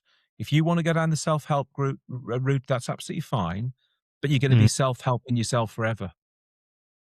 Yes, Uh, and you're going to be coming up against a lot of misinformation and mm. a lot of Pseudo- alternate Pseudoscience. pseudoscience and alternative solutions that are going to claim to help you, and ironically, you're not going to be able to help yourself. You're just not. You're No, really not. But then weirdly, you do reach a point where, again, kind of through that eureka moment, you do start to help yourself. But in order to get to that point, you need to know what it is you need to be focusing on. You need absolutely to right. understand. You need to understand what anxiety actually is and what it isn't. You need to understand why the various therapies that we've talked about to death, you know, CBT and DBT and all of these different EFT, sorry, and all these different that why they don't work and why they're actually at your detriment. And once you understand that, you're kind of 80% there, I would say. I'd say Of course. understanding the anatomy of anxiety is actually probably the most important thing, Totally, then yeah. actually the rest of it becomes kind of instinctive, doesn't it? It's Mm, you suddenly, and mm, we're always saying everything that we teach, you already know. It's already there as a human being. It's already in you. We're just mm, bringing it out. mm. We're just guiding you back towards it. Oh, absolutely, That's all it absolutely. is. Fitness is in everybody. You know, being Absolutely. slim is in everybody. Yes. You know, Yes. disorder is disordered normality. So bring back normality. But how do I do that? It's one process. This is what you do. You know, Yeah. the thing that just when you were speaking is that I've had Yeah. a lot of people in the past come to me and say, "Oh, I used to suffer with anxiety." And I said, "Oh, really? Yeah, yeah, I haven't had it for years. And, you know, I've had a full life. I've had kids. I've had a career." And I Yeah. go, "Oh, right." I said, "Well, you know, what happened at the time? You know, what were you doing? You know, how did it happen?" And they start telling me what they did, and I go, and because they kind of know what I've done. If it's friends of friends, for example, and I Mm. go, "Oh, so you did the method? You know, you did this method?" No, no, no, no, no. I did your program. No, that's not what I'm saying. I'm not saying you bought the method, but the process you followed is the method. That's why you Yes. recovered. You just Yes. didn't need my assistance. You didn't You need just our didn't assistance because realize what you were you doing. ha it happened by accident, but Yeah. it was a good accident because it cured you, you know, and you are Yeah. Yeah. cured Yeah. because you Yeah. did what I w you know, do you see my point? So, Absolutely. but Yeah. they're few and far between, but they do happen. You know, they do happen. So finding the solution yourself is possible, but, you know, Yeah. finding Timbuktu is possible if you just keep Mhm. driving till you happen to bump into it. The problem is the solution is you get a map that takes you there. You know, you don't wanna drive for 6 years around the planet until you happen across, you know, Kathmandu or Bolivia. What you want to do is get a map that shows you how to drive directly to Bolivia or Kathmandu or wherever you're going to. And that's all this is a map to the end point. You know, it's And I'm it's not reinventing consistent and science. consistency, isn't it? That's what it's all about. Just Yeah, totally. consistency. Yeah. Yeah, yeah, yeah, absolutely. Anyway, so have we talked that to Should, death, or I think or we've should done. I we? think we've done a pretty good job of that. I was gonna. Should we debunk something? Should we debunk a Oh, myth?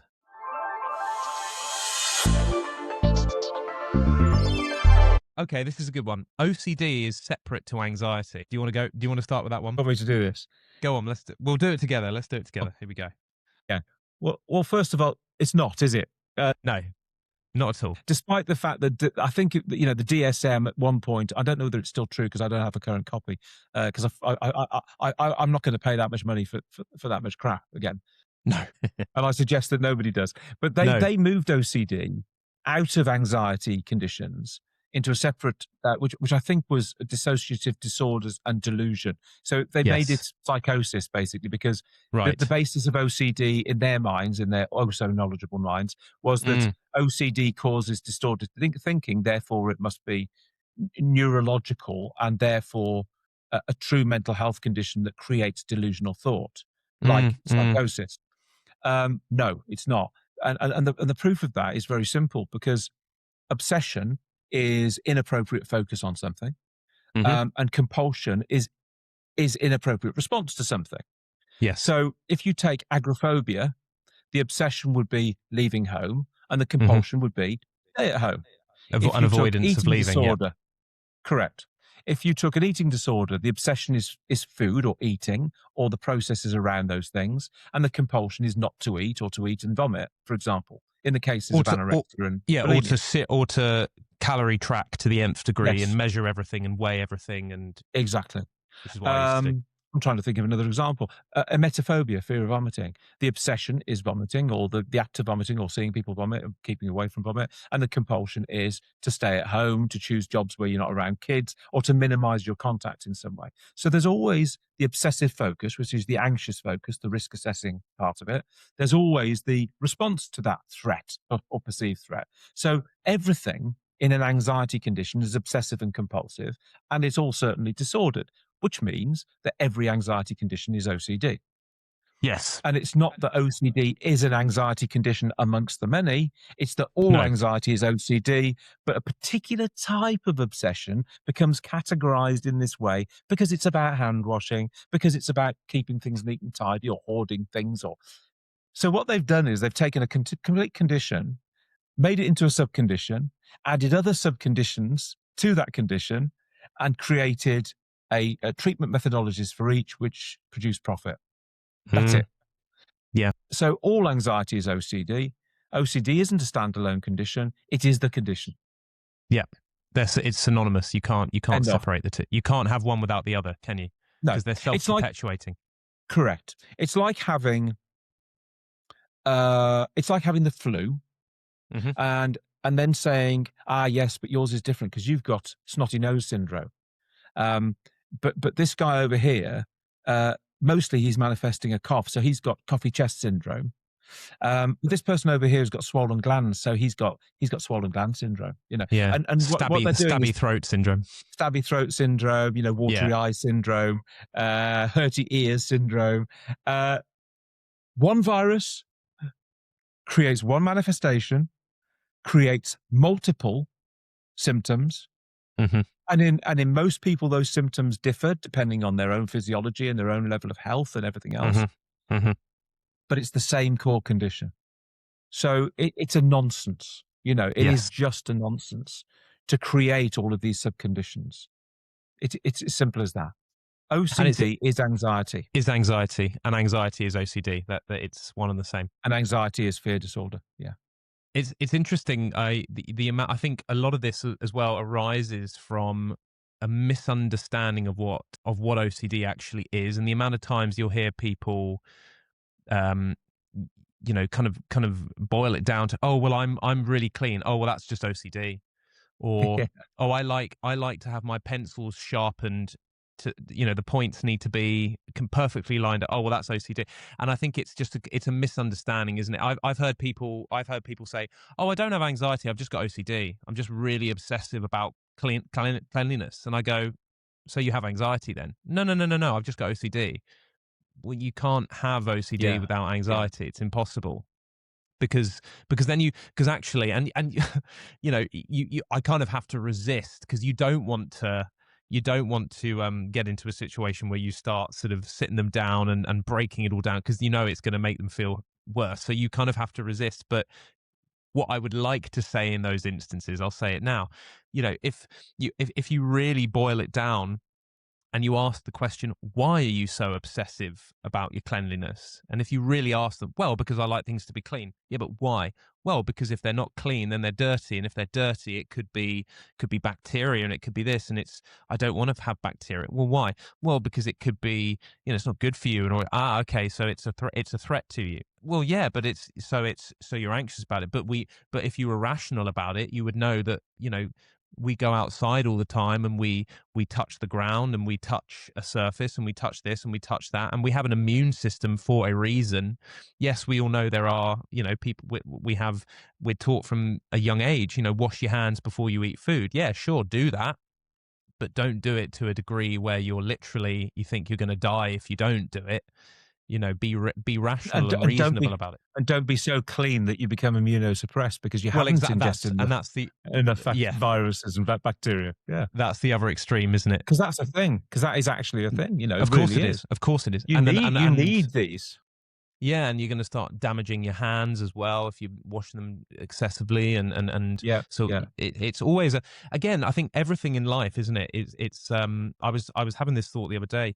Everything in life is risk versus reward.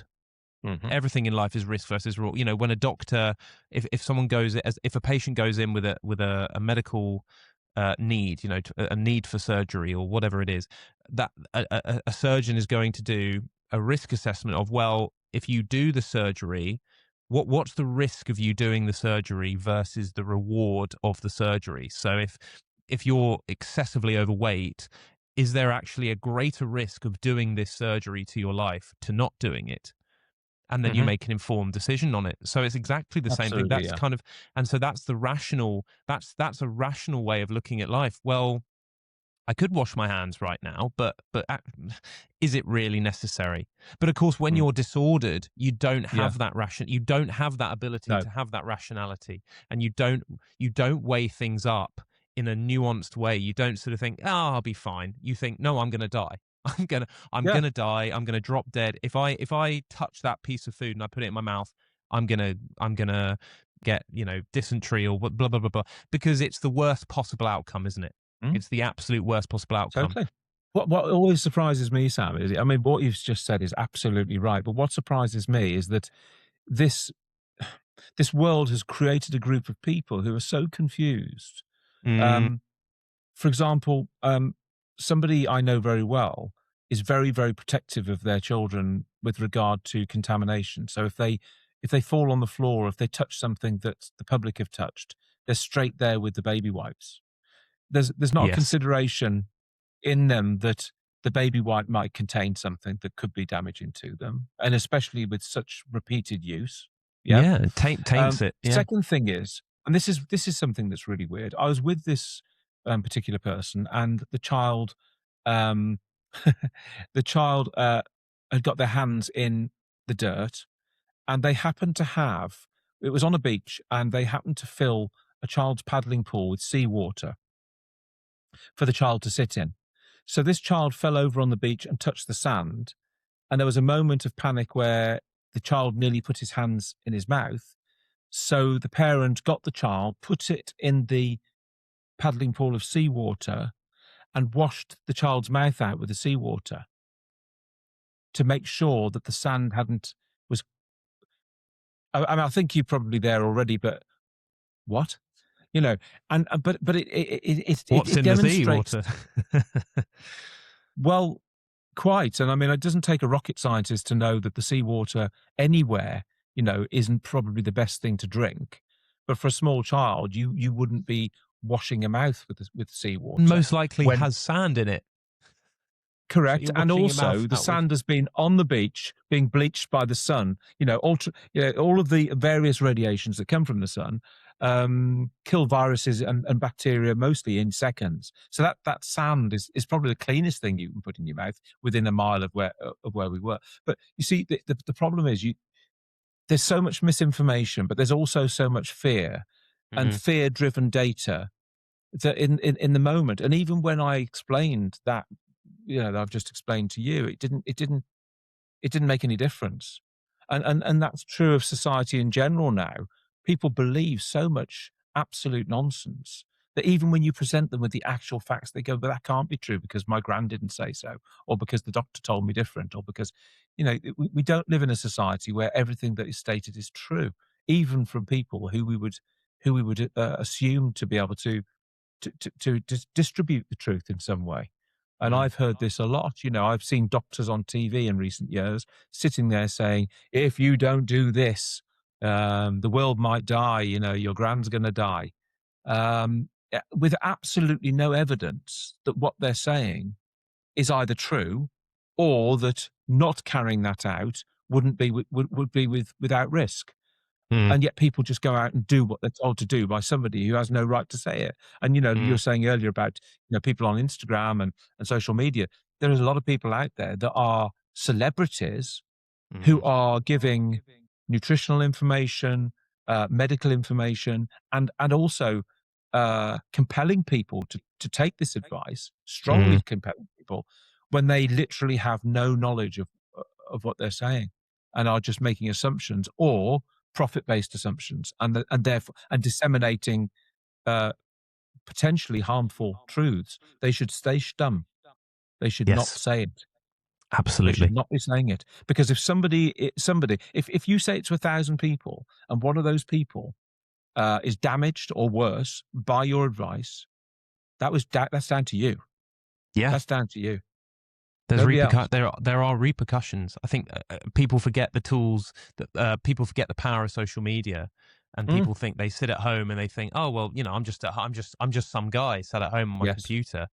Yes. Mm, well, sadly, social media has given you're not just some guy sat at home. You're now some guy with a ginormous megaphone, and that megaphone is turned up to 11, and it's spitting it out, and people are going to see it, people are going to respond to it, people are going to react. But yes, well and truly debunked. OCD is anxiety, anxiety is OCD. They're not separate, they're not two different disorders. If you are struggling with OCD, then you are struggling with anxiety. Simple as that. There you go. Absolutely right. Charles, we have Totally. a question from social media that I thought would be good for us to answer. Okay. Okay. So Gosh, this this, is yes, I didn't know this. So, yeah, bring it on. this absolutely. So this is Tim from Norway. That is his handle on Instagram. So I'm guessing he's from. I'm guessing his name's Tim, and I'm guessing he's from Norway. Hello, Tim from Norway. Hmm. So he says, "Hi. In relation to asking questions for the podcast, I'm interested in hearing about how alcohol affects a person with anxiety disorder. I did the Linden method years ago. Back then, I drank alcohol every day for over 3 years to cope with my high anxiety and panic attacks. My anxiety was a 10 out of 10 on a day-to-day basis. However, after a month of sobriety, which was extremely tough to get through, my general anxiety levels dropped down to a daily 5 out of 10, and my panic attacks subsequently stopped. From then on, doing the Linden method became a cakewalk for me, and within 4 months, I was a new person again and almost completely completely anxiety free. Thank you." So, first of all, Okay. brilliant, great to hear. Amazing. Yeah. But the question in there is, what is the effect of alcohol on anxiety? Yeah, I mean, obviously at the time, the alcohol wasn't helping him physiologically, and it certainly wasn't helping his recovery, which is probably why it No. took a few months for him to benefit. But um, the thing to say, look, as I've said many times, anxiety is disordered fear response. Therefore, and as a result of that, you have intersystemic disorder. So all of your bodily systems are in some way implicated in that. So Mhm. you're already disordered. If you then add substance to your body, you're creating another level of disorder because no matter what you put into your body, whether it's a glass of water, a glass of wine, or a curry, your body has to metabolize it. Mm, And there are some things, as you know, because you understand the importance of diet, not to recovery, yes, but certainly for health. just That life. Yeah. yeah, that if you go out and have 10 pints, you're going to struggle potentially for a couple of days whilst your Mm, body metabolizes the poison and gets it out of you. And that's what a hangover is. Similarly, if you go and have a hot curry, you're going to know about it probably. your And your toilet's going to body's, know about it. Yeah. it is absolutely. And ultimately your digestive tract is going to be struggling to make sense of it, especially if you didn't grow up in India where curry is an everyday No, you're not food, acclimatized. for Yeah. example. Yeah, if you're not acclimatized to spicy food and you eat it as a one-off once a week or once a month, your body's going to go, hey, up, what the hell is he putting into me? Yeah. I And can't it's go going to near have it. to then, no, exactly. So the point is with alcohol, people, because society has become very accepting of this drug, Mm, that is hugely damaging to anybody. It's 4 times more damaging than nicotine. Um, and socially it's hugely damaging and societally it's hugely damaging. So it's an accepted drug, but it is a drug, and it's also in mm, large quantities a poison because if you had yes. 30 pints you'd know. um, Yeah. or 20 whiskies. So your Mm, body is trying to so when you put those substances, any substance into your body, as I say, whether it's water or anything else, there's an intersystemic attempt to metabolize that, to deal with it, and to excrete it, to use it for what it was meant for. So it will take the fluid out and use it in your body. It'll take the nutrients out of the food and use it in your body. Anything mm, else is passed mm, through the digestive tract and ends up in the toilet. mm, So mm, if you're drinking regularly, even if it is a self-help mechanism to subdue your anxiety, you're adding a poison to the already disordered mix in your body. So the thing to say is, if you're in recovery and I'm not saying necessarily an alcoholic, but somebody who drinks regularly, or an alcoholic, or somebody that is a social drinker or has a couple of glasses a night, you're disrupting your ability to recover effectively and efficiently and quickly. So at least step it down substantially so that your body doesn't, isn't saying, where's that gone? So don't give up smoking completely. Cut yeah. down Don't from go cold turkey. correct, because you're just adding another problem there. And actually, smoking, drinking, whatever you're doing, isn't that. There are things that are a problem. If you're snorting coke every night, I'd say, for Christ's sake, stop. But there are certain things that are relatively innocuous in small quantities that you can step down in quantity without getting severe withdrawal, for example. Mm, mm. Um, but you can stay at that level whilst recovering from anxiety. But if you're having 5 glasses of wine a night, you need to sort this, because the disruption from that is going to fight against your recovery. Yes. And that's presumably why Tim took so long to recover. Yeah, and I guess, you know, that the effects of alcohol start to mimic the effects of a panic attack. You know, we all know that, whether you're Totally. anxious or not, we know that, you know, if you drink too much, you lose control, and that's what a panic attack feels like. It feels like a loss of control. It feels like, Correct. and we've talked about, I think on the first episode, you broke down exactly what a panic attack truly is, but what it feels like is a loss of control, and your heart can Hmm. be going, and you feel sick, you feel dizzy, Hmm. you've got sort of a paralysis, you don't know what, you can't remember things, you can't make Yeah. decisions, Yeah. and that's incredible. That, you know, that's pretty much what anxiety is. That's what it feels like. Totally. And so, of Totally. course, if you are someone with anxiety and you start experiencing the symptoms that you will all be very, very familiar with, Yes. that can be incredibly unsettling. And of course, you know, Absolutely right. rationally you go, well, it's the alcohol, but irrationally, it can be very hard Mm. to understand and differentiate. And of course, you wake up the next day and you feel unproductive, and you feel severely dehydrated. You might feel Mhm. sick. You know, you've got this sort of, like you said, intersystemic pain and this internalized pain, and also, you know, that there is that thing as well, you know, the drunk words, sober thoughts, which can sometimes be, if you're with the wrong people, you know, you say whatever, your inhibitions fall away, and you say something, and God knows, you know, you could say something. I had it in the past, you know, when I was at drama school, when I was in my sort of early 20s, you know, late teens. You know, you wake up the next day and you get a phone call from your mate being like, "Mate, I can't believe you said that to that bouncer at that club. I can't believe Yeah. you said that." And you And you go, can't, what do you what did mean? I say? Yeah. What did I say? And Yeah. it creates, you know, Yeah, yeah. and drinkers will call that the fear. Mhm. That's always the term given. Oh, I've got the fear. Uh, and the fear is just anxiety. That's what it is. It's well, what did I say? Did I say something offensive? Oh my God! Yeah, Why is yeah. this person? Why has this person blocked me on WhatsApp? Why has this person blocked me on Instagram? Why is this person saying that I did this? Mhm. I don't remember doing that. And Mhm. it's this horrible thing. And then, of course, that also leads into illicit substances like, you know, hardcore drugs. Again, that's going to have the same effect. So so Tim from Norway, in answer, yeah, you know, that I think that the impact that alcohol has, not just on someone with anxiety, but anyone, can be incredibly intense. And like Charles, you've just said, I think if you are in the process of doing recovery, maybe think about, yeah, really reducing that it's because it becomes a sort of an inhibitor, doesn't it? It becomes a Yes. block. And so Totally. and we want to reduce the amount of obstacles in your way to recovery. That's what we're trying Correct. to do, is reduce the Absolutely right. obstacles, whether that's giving up illicit substances, whether that's stop searching for alternative therapies, whether that is taking medications and things like that. We're trying to pull down the list of obstacles in the way so that you can recover clearly and easily. I always advocate a healthy lifestyle, but if people wanna have a cigar, smoke a bit of weed, have a drink, it's their decision, and they'll Yeah, have to face the consequences, but at least the consequences are being faced in balance, in wellness, not totally. in disorder, you know? You just gotta work smarter, because, like I said to my son yesterday, at birth, you're handed a Ferrari. It's your choice Mm, what you do with it, but don't let it rust and seize up. no. At least treat it with some respect, you know? Yeah. It's forgiving Um, to a point, isn't it? It will, you know, the body is an amazing regenerative thing to a yes, it point. is. Yes, to a point. Absolutely. But yeah, I mean, and the thing is, if you know the rules, like we said the other day, if you've got the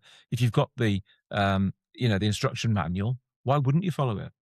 Mm, Yeah, put the best oil and the best petrol into it. Yeah, absolutely. totally. Well, Charles, I Right? think we've reached the end. I think we've it's this has been a really great episode, and Yeah, hopefully people have really benefited from this one. yeah. Just ask questions. Come to us if you've got any questions. Obviously, post Yeah, questions if you want us to answer questions in these podcasts. But don't yeah, walk away without having fully explored. We can do for you. And as we constantly That's the say, thing. please feel free to challenge us. Feel free to come up and say, no, this is rubbish and this is why. And what about Hmm. this? And because we're happy to deal with that as well. Totally. Um, Mm. and obviously like and subscribe as ever and share it and put it out there and yeah, we're gonna have some more guests. Well, we're gonna have guests coming on pretty soon. We've got a few guests lined up, and Hmm. some really great guests. I think I'm really Yeah, excited yeah, to talk to some of these people, because I think it will give people a really great insight. So yeah, so stay tuned for that.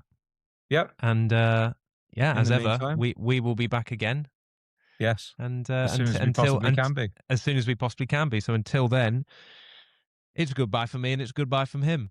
Thanks, Sam. Take care. Thank you, Charles. Cheers.